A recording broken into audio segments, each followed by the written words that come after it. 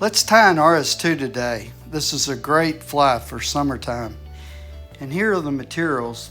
They're pretty straightforward. Let's tie the ultra thread light olive base on, going from front to back. We wrap our thread around the hook, then we'll wrap our tag around the thread and then continue wrapping it from front to back, and then we'll go just past the point of the hook right to the curve of the hook and stop and cut the tag.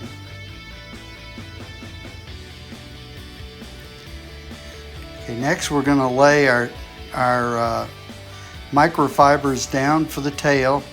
These are gray. We'll put 1 or 2 loops on, and now we're going to pull it forward to the length that we want, and then wrap a couple more loops around, and then trim the extra tail.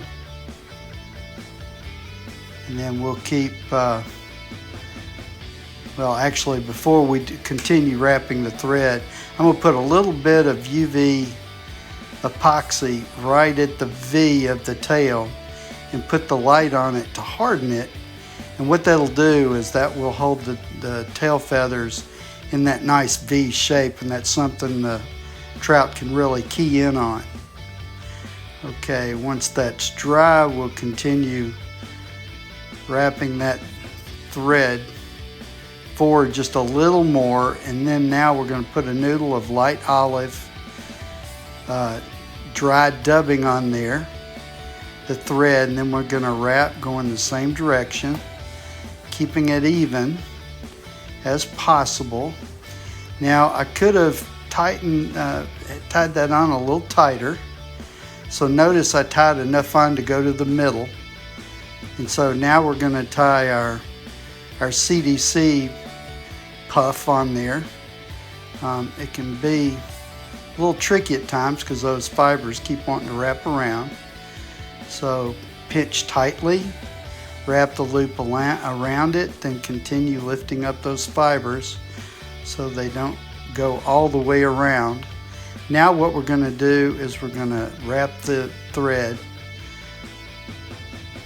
up to just in front of the CDC feathers, and we're gonna trim that little extra CDC part. We'll trim it close, and we'll come back and trim it all up here just in a minute. Okay, now notice I'm pulling that CDC feather back. We're gonna wrap the thread around the front of it, and that makes that CDC sit more straight up. We'll put a little noodle of the olive dubbing on the thread, and then wrap it there in front of the CDC. Got a little extra, so I'm pulling that off, and we'll cut some of that off too here in a sec.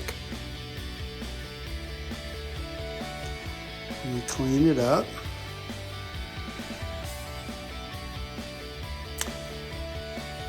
There we go. We'll trim that extra piece that's hanging off the front. Okay, now we're going to get our whipping tool and tie a quick whipping knot, just 2 or 3 loops around the front to hold it in place.